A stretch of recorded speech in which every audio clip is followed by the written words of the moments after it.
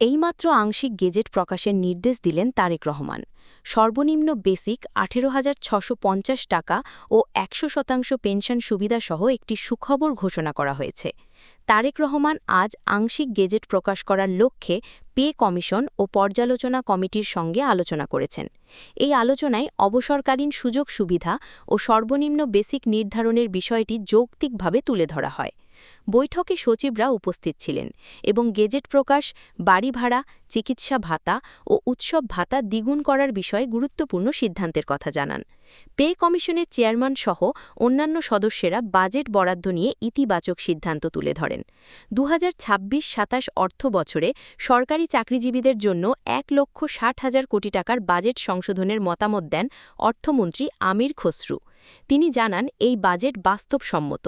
প্রধানমন্ত্রীর নির্দেশনার পর সংশ্লিষ্ট কর্তৃপক্ষ কাজ শুরু করেছে। আগে পর্যালোচনা কমিটি তেমন গুরুত্বপূর্ণ সিদ্ধান্তে পৌঁছাতে পারেনি।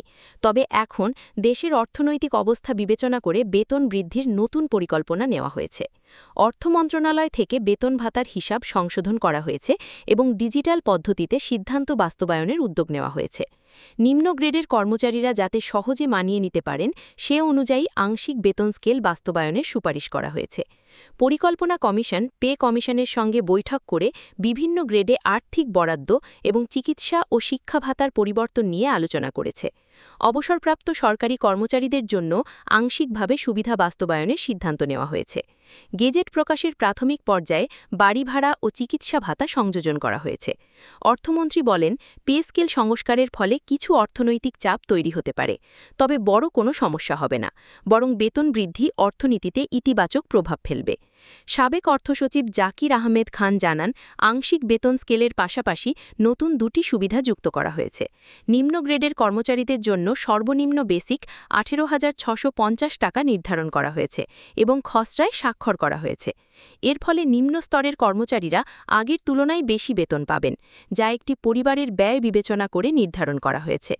অবসরকালীন সুবিধা নিয়েও নতুন দিক নির্দেশনা দেওয়া হয়েছে। সরকারি চাকরিজীবীদের অবসর সুবিধা ১০০% করার লক্ষ্যে বাজেট সংশোধনের নির্দেশ দেওয়া হয়েছে, যাতে অবসরের পর আর্থিক সমস্যা কমে। পরিকল্পনা উপদেষ্টা বলেন, ২০১৫ সালের বেতন স্কেলের পর কিছু উন্নতি হলেও নিম্ন গ্রেডের কর্মচারীরা এখনও পিছিয়ে আছে, তাই তাদের আর্থিক উন্নয়নে গুরুত্ব দেওয়া হচ্ছে। এককালীন ভাতা দেওয়ার বিষয়টি আলোচনায় এলেও এখনও চূড়ান্ত সিদ্ধান্ত হয়নি, কারণ এতে অর্থনৈতিক চাপ সৃষ্টি হতে পারে। তবে আশা করা যাচ্ছে সর্বনিম্ন বেসিক ১৮,৬৫০ টাকা ও ১০০% পেনশন সুবিধা বাস্তবায়ন হলে সরকারি চাকরিজীবীদের আর্থিক অবস্থার উন্নতি হবে এবং অর্থনীতিতে ইতিবাচক প্রভাব পড়বে।